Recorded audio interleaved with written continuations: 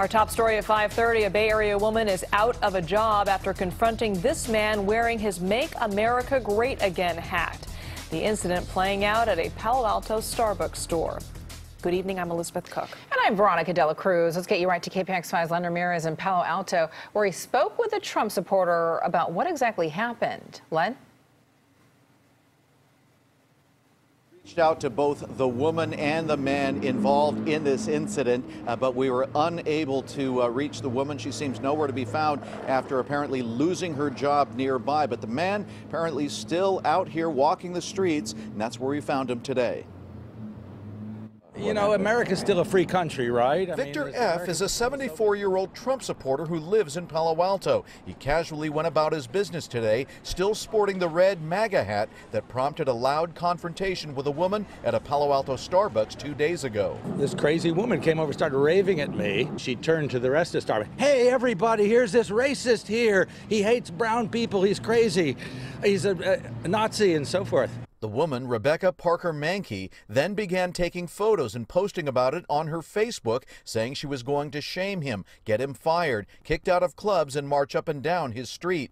Victor says she left, then came back and tried to rile the Starbucks crowd once more. Hey, again, everybody here, this racist and so on. And then as she wrote in her thing, she was disappointed all the people didn't come and mob me. In fact, the opposite happened. People started harassing Parker Mankey's family and her employer, Griffin Stringed Instruments, where she worked as an accountant. The store owner decided to fire her after he read her Facebook posts. We feel that music is what brings people together, and so having someone then making comments that are divisive is just not consistent with our values. No one answered the door at Parker Mankey's home, but a female spoke through a closed window saying Rebecca doesn't live here. She didn't want to discuss the issues with me.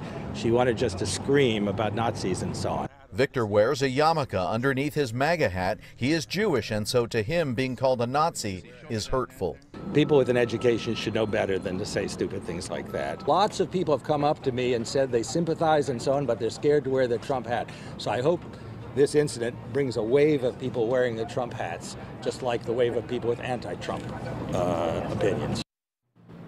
Now, Victor says he has been wearing his MAGA hat for many months now. A few people come up to him and say that they agree with him and thank him for wearing it, but he says, by and large, most people just ignore it. Reporting live in Palo Alto, Len Ramirez, KPIX 5.